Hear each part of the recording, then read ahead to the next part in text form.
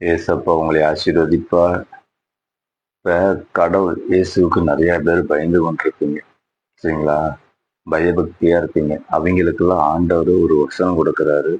கேளுங்க. சரிங்களா? கர்த்தருக்கு பயப்படுதலே ஆயுசு நாட்கள் பெருக பண்ணும். துன்மார்க்கர் வருஷங்களோ குறுகி போகும். அப்படின்னா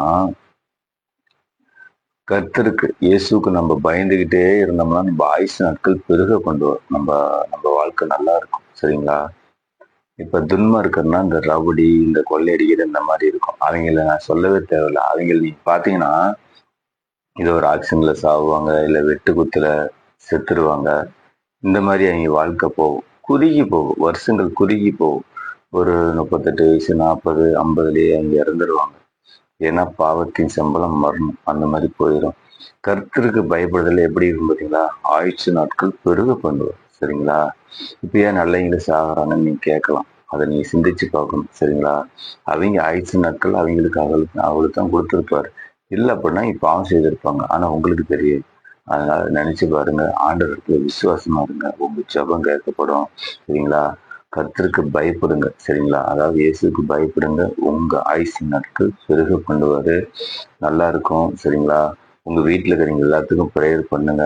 ஒரு வியாதி, பிரச்சனை, போராட்டம், இல்ல மிகப்பெரிய ஒரு பிரச்சனை ஒரு மனுஷங்கிட்டயே போய் சொல்ல முடியாது. உங்க கணவனா ஒரு கணவர்கிட்ட போய் உங்களால சொல்ல முடியாது. மனைவியா மனைவிட்டு போய் சொல்ல முடியாது.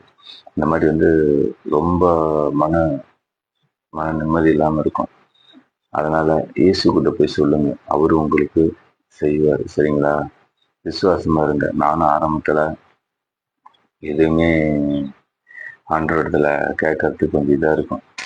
எப்படா கேட்கறது, நம்ம இவ்வளவு பாவம் செஞ்சுக்கிறோம் அப்படின்னு நினைப்பேன். இல்ல அவர் அப்படியே கேட்டால் ஆண்டவர் செய்வாரா அப்படின்னு சொல்லி நான் நினைச்சு கொண்டிருப்பேன். இப்படிலாம் என் வாழ்க்கை போச்சு. இன்னைக்கு நான் உங்களுக்கு ஒரு சாட்சியாக ஆண்டவர் வார்த்தையை உங்களுக்கு நான் சொல்லி கொண்டிருக்கிறேன். அதனால ஆண்டவர் இடத்துல விசுவாசமா இருங்க.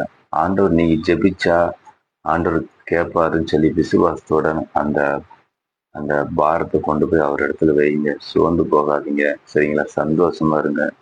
சந்தோஷமா இருந்தீங்கன்னா பிசாசு பின்னாடி போயிடும். அவங்க இடத்துல எந்த சோதனைக்கும் உங்களை இது பண்ண முடியாது. சரிங்களா? அழுகாதீங்க. சரிங்களா? சோர்ந்து போகாதீங்க. உங்க ஜெபம் கேட்கப்படும். சரிங்களா? சோர்ந்து போகாதீங்க. God bless you. கர்த்தர் உங்களை ஆசீர்வதிப்பார்.